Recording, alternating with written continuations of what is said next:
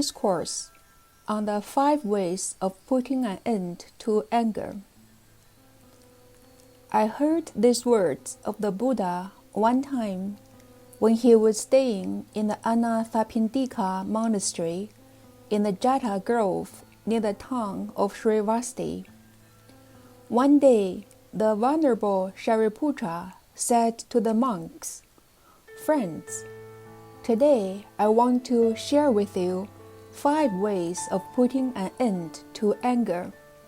Please listen carefully and put into practice what I teach." The bhikkhus agreed and listened carefully. The Venerable Shariputra then said, "What are these 5 ways of putting an end to anger?" "This is the first way, my friend. If there is someone whose bodily actions are not kind, but whose words are kind, if you feel anger toward that person, but you're wise, you will know how to meditate in order to put an end to your anger.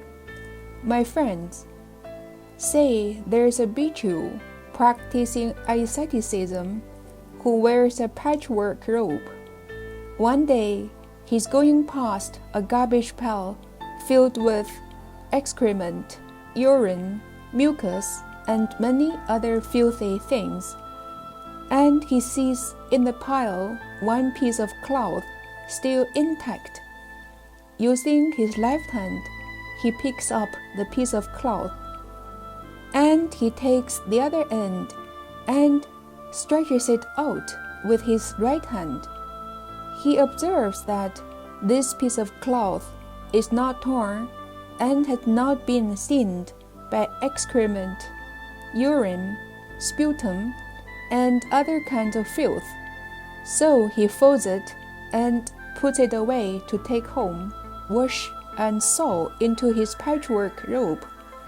My friends, if you are wise, when someone's bodily actions are not kind, but his words are kind, you should not pay attention to his unkindly bodily action, but only be attentive to his kind words.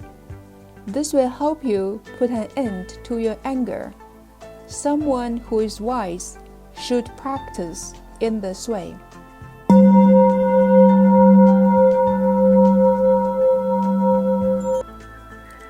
My friends, this is the second method. If you become angry with someone whose words are not kind, but whose bodily actions are kind, if you're wise, you know how to meditate in order to put an end to your anger. My friends, say that not far from the village, there is a deep lake, and the surface of that lake is covered with algae and grass. There is someone who comes near that lake who is very thirsty, suffering greatly from the heat. They take off their clothes, jump into the water, and using their hands to clear away the algae and grass, enjoy bathing and drinking the cool water of the lake. It is the same way, my friends, with someone whose words are not kind, but whose bodily actions are kind. Do not pay attention to that person's words. Only be attentive to their bodily actions in order to be able to put an end to your anger. Someone who is wise should practice in this way.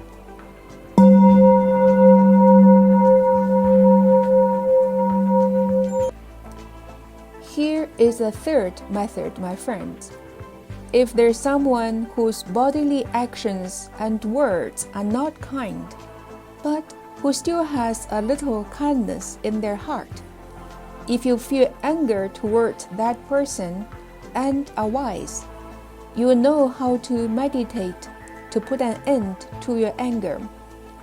My friends, say there's someone going to a crossroads. They are weak, thirsty, poor, hot, deprived and filled with sorrow.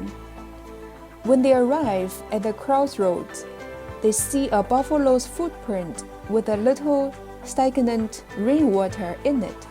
They think, "There's very little water in this buffalo's footprint. If I use my hand or a leaf to scoop it up, I will stir it up and it will become muddy and undrinkable. Therefore, I will not be able to remove my thirst, deprivation, heat, and sorrow. So I will have to kneel down with my arms and knees on the earth, put my lips right to the water, and drink it directly." Straightway, they do just that. My friends, when you see someone whose bodily actions and words are not kind, but where there is still a little kindness in their heart, do not pay attention to their actions and words, but to the little kindness that is in their heart, so that you may put an end to your anger. Someone who is wise should practice in this way.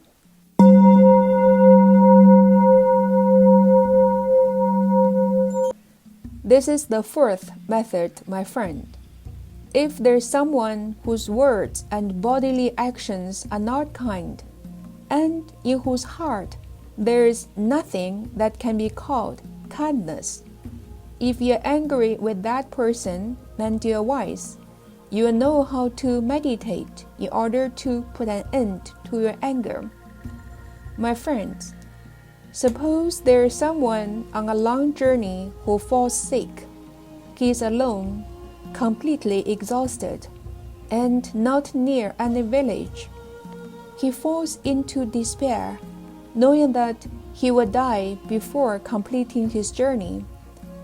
If at that point someone comes along and sees this man's situation, they immediately take the man's hand and lead him to the next village, where they take care of him, treat his illness, and make sure he has everything he needs by way of clothes, medicine, and food. Because of this compassion and loving kindness, this man's life is saved. Just so, my friends, when you see someone whose words and bodily actions are not kind, and in whose heart there is nothing that can be called kindness, give rise to this thought: someone whose words and bodily actions are not kind, and in whose heart is nothing that can be called kindness, is someone who is undergoing great suffering. Unless they meet a good spiritual friend, there will be no chance for them to transform and go to realms of happiness. Thinking like this, you'll be able to open your heart with love and compassion toward that person. You'll be able to put an end to your anger and help that person. Someone who is wise should practice like this.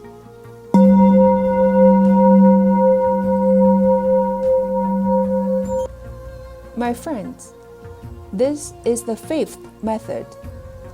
If there is someone whose bodily actions are kind, whose words are kind, and whose mind is also kind, if you are angry with that person and you are wise, you will know how to meditate in order to put an end to your anger. My friend, suppose that not far from the village, there is a very beautiful lake. The water in the lake is clear and sweet. The bed of the lake is even. The banks of the lake are lush with green grass, and all around the lake, beautiful fresh trees give shade. Someone who is thirsty, suffering from heat, whose body is covered in sweat, comes to the lake, takes off their clothes, leaving them on the shore, jumps down into the water, and finds great comfort and enjoyment in drinking and bathing in the pure water. Their heat, thirst, and suffering disappear immediately. In the same way, my friends, when you see someone whose bodily actions are kind, whose words are kind, and whose mind is also kind, give your attention to all their kindness of body, speech, and mind, and do not allow anger or jealousy to overwhelm you. If you do not know how to live happily with someone who is as fresh as that, you cannot be called someone who is wise.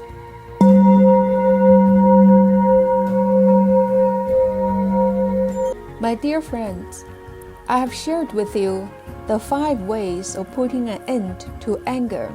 When the bhikkhus heard the Venerable Shariputra's words, they were happy to receive them and put them into practice.